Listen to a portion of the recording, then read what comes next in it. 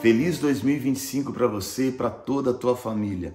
Tem um texto aqui em Atos capítulo 19 que eu gostaria de compartilhar com você, que eu creio que reflete muito o que Deus tem feito na nação brasileira e o que Ele quer fazer durante esse ano de 2025. Então, as visões proféticas para 2025 parte no meu coração, no coração de Deus, aquilo que Ele tem compartilhado comigo desse texto que está em Atos capítulo 19.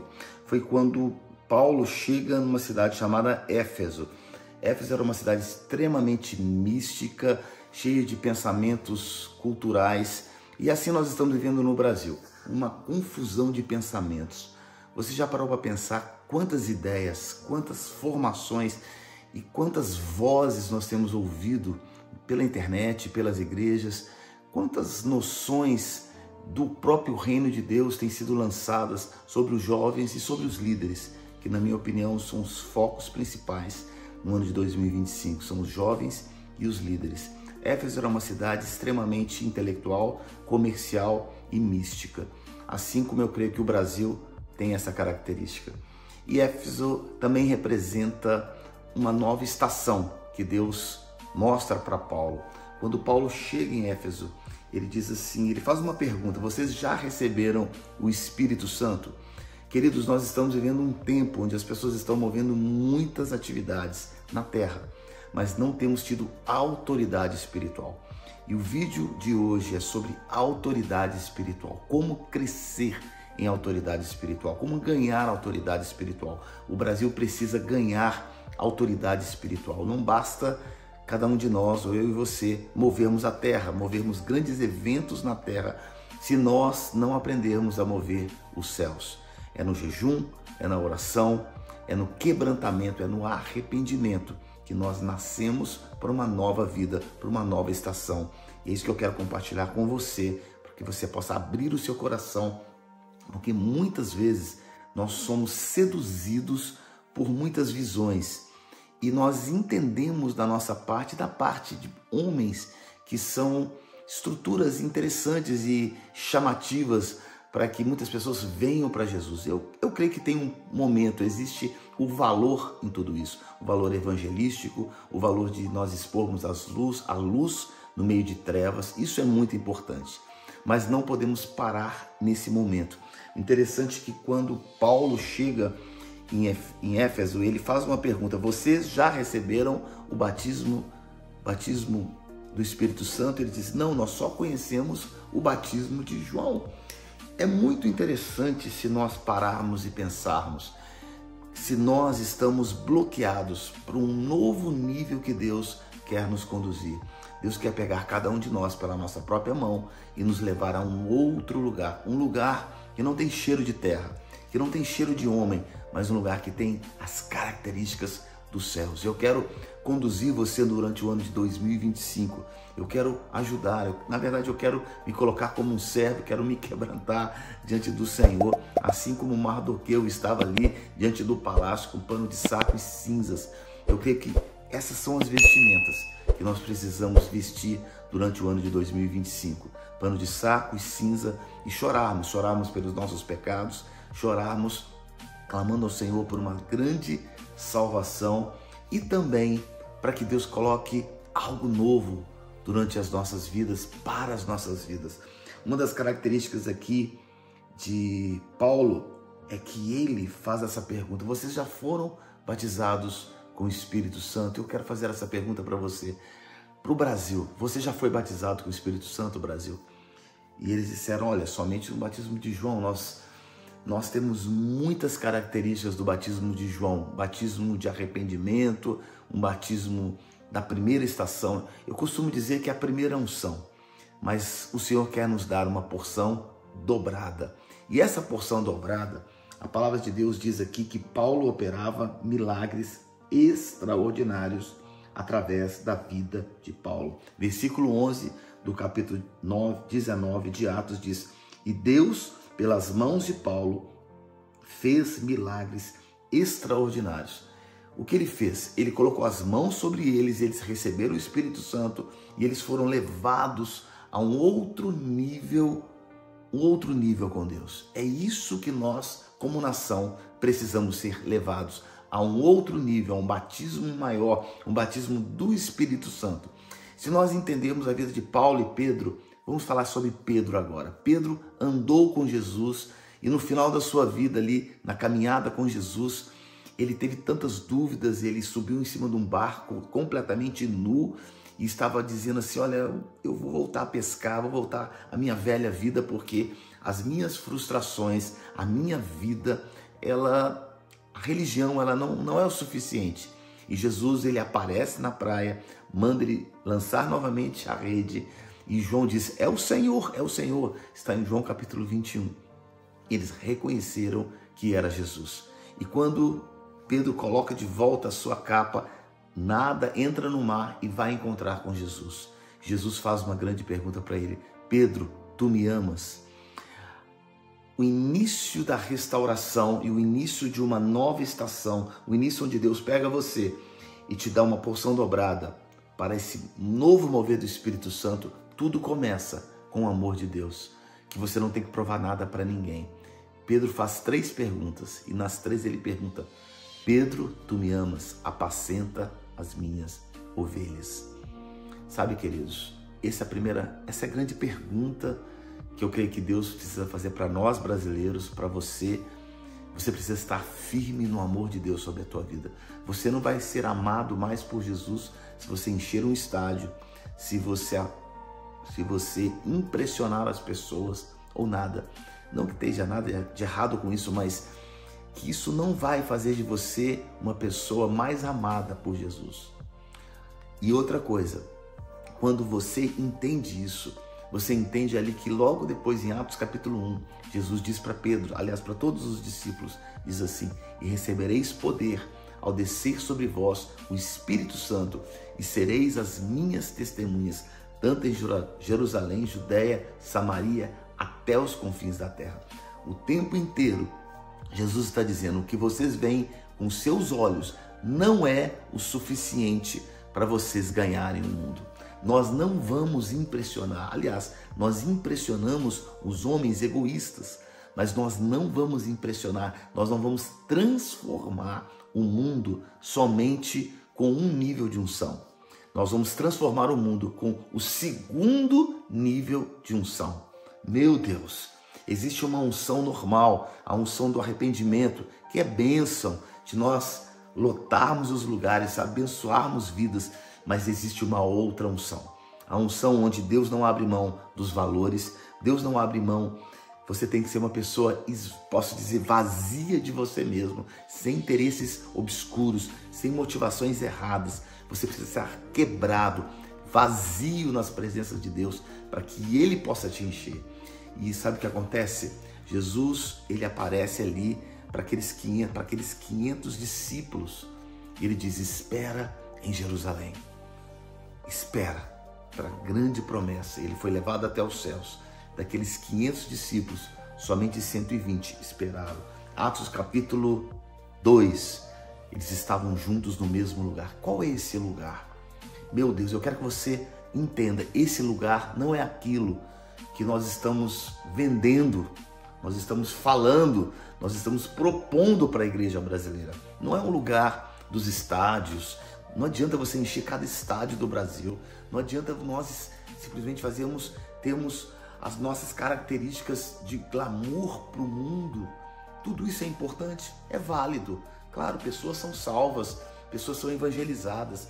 Não tem nada de errado em si com isso, mas nós só vamos mudar o mundo através do amor. Nós só vamos mudar o mundo, nós só seríamos conhecidos através do amor que existe em nós. Isso só pode acontecer com o poder do Espírito Santo. Não vai acontecer nos nossos olhos, não vai acontecer nas nossas vistas, mas na demonstração do poder de Deus. Guarde isso no seu coração, queridos. Nós não seremos conhecidos somente por sermos grandes no Brasil. Nós não seremos conhecidos somente pelos estádios. Isso pode ser bom, muito importante. Muitas vidas vão ouvir de Jesus, mas nós só transformaremos. É um outro nível, é o nível da porção dobrada. E esse nível mais alto que eu quero desafiar você hoje. Não se contente com o primeiro nível de unção. Não se contente somente em participar de um grande movimento que move a terra. Contente-se em mover os céus. Meu Deus, que os céus sejam movidos. Olha o que aconteceu aqui em Atos, capítulo 19.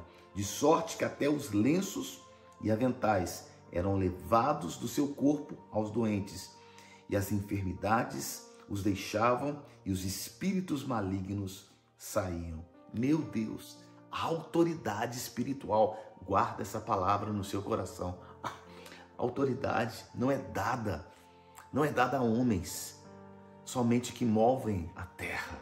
A autoridade é dada pelos céus. A autoridade é outorgada pelos céus.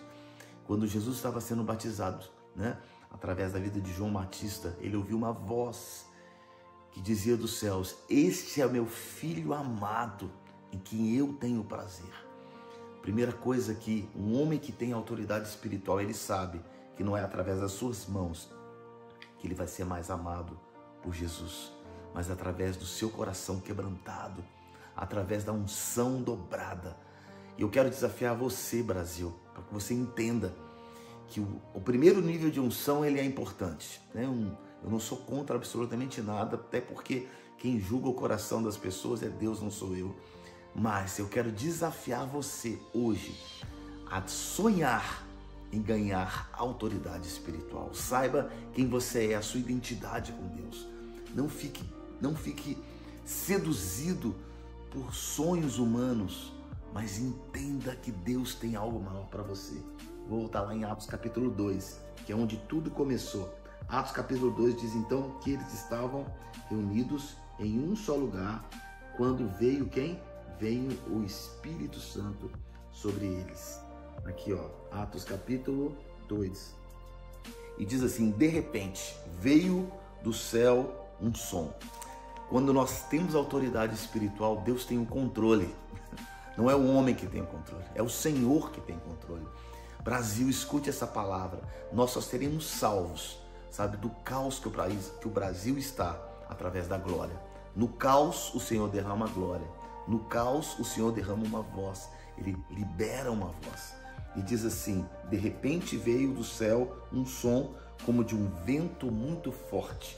Que o vento do Espírito Santo sopre sobre a tua vida agora, em nome de Jesus. Que o vento do Espírito Santo marque a tua vida. Que você não seja seduzido nem levado por ventos e doutrinas e vozes que são muitas vezes competem com a voz de Deus. Eu quero que você esteja com o coração totalmente rasgado na presença de Deus, para que possamos, como nação, não sermos distraídos, mas focarmos no que realmente é a prioridade do reino de Deus. Sabe qual é a prioridade do reino de Deus? A prioridade número um é que eu e você sejamos a semelhança de Jesus, sejamos parecidos com Jesus. Não apenas cantemos sobre Jesus, não apenas possamos pregar sobre Jesus, movimentarmos o mundo inteiro aqui na terra. Eu sei que isso está muito comum hoje no Brasil, mas que nos céus, os céus ouçam quem movimenta os céus. Quem está movimentando os céus? E talvez sejamos um pouco distantes de como podemos movimentar os céus. Uma das coisas que a gente pode perceber aqui é que eles obedeceram. Para que nós possamos ter autoridade espiritual, o Senhor requer obediência. E toda obediência requer sacrifício. Guarde no teu coração, sacrifício. Eu e você precisamos ter um coração rasgado diante do Senhor, para que possamos receber do Senhor uma autoridade espiritual. Mais do que nunca, aqui no capítulo 2, versículo 14, não era o mesmo Pedro. Diz assim: Pedro, porém, colocou-se em pé com os 11. Pedro se levantou e disse: homens judeus e todos os que habitam em Jerusalém, seja isso comprometido, escutai as minhas palavras. Meu Deus, aquele Pedro que poucas páginas para trás está ali debatendo com Jesus, completamente nu em cima de um barco, sem expectativa, sem autoridade, cheio de dúvidas, cheio de culpa. Agora ele está aqui em uma outra posição. Agora ele está aqui num outro lugar. Você está entendendo que existe esperança para o Brasil? Existe esperança para você? Existe esperança para mim? Nós saímos de um lugar, chegamos em outro. Estamos andando numa unção, mas Deus está dizendo, eu quero que você ande numa outra unção. Eu não quero que você misture os valores da terra, mas eu quero que você ande num outro nível de patamar de unção. É isso que o Brasil realmente precisa. Escutai as minhas palavras. Aquele Pedro, não é aquele antigo Pedro, mas é um Pedro transformado, na qual a sombra da sua vida, a sombra dele curava pessoas. Olha o que acontece. Então, escutai as minhas palavras. Estes homens não estão embriagados, ele tinha uma resposta. Sabe, queridos, nós não podemos simplesmente vender uma imagem para o Brasil de igreja que, na verdade, não tem autoridade. Nós não podemos passar uma imagem para as pessoas de um evangelho que tudo pode, que o eu é o centro, que não tem cruz, que tudo é maravilha, que não tem sacrifício. Não podemos vender essa imagem. Não podemos vender uma imagem que o que importa é encher estádios, encher a igreja a qualquer custo, a qualquer preço. Não podemos. Precisamos diante do Senhor chorar. Chorar, queridos, não é tempo de festa. Eu tenho falado esses dias, não é tempo de festa. Como festejar uma nação que está empobrecendo? Como festejar uma nação que está debaixo de uma ditadura? Como festejar diante de uma igreja que moralmente tem tantos defeitos e não está se arrependendo? Não é o fato de nós termos defeitos, mas é o fato de não estarmos buscando o arrependimento. Queridos, vamos voltar ao Senhor. Ele nos despedaçou, mas Ele curará, Ele curará as nossas feridas. Escute essa palavra do Senhor hoje. Pedro foi transformado, sim, mas ele teve que tirar para fora, botar para fora as suas feridas. Não adianta a gente fechar, não adianta a gente se esconder e colocar um glamour. Não é tempo disso. Que Deus abençoe. Muitas vidas são tocadas, muitas vidas são salvas. Isso é uma bênção. Então Deus usa todas as coisas, Deus usa tudo, mas a prioridade não é uma primeira unção. A prioridade é a unção dobrada. Senhor, em nome de Jesus, eu quero chamar aqui neste lugar, nessa palavra, os remanescentes, os que têm fome e sede por essa mesma palavra. O poder de Deus caia sobre a vida de cada um, que o temor do Senhor caia sobre as nossas vidas, em nome de Jesus. Escute essa palavra, autoridade espiritual. E a autoridade, ela é ganha com a verdade, mas tem que ter o coração de Deus. Você tem que estar quebrado na presença de Deus. Você tem que viver uma vida humilde diante do teu Deus. Que o Senhor abençoe a tua vida, em nome de Jesus.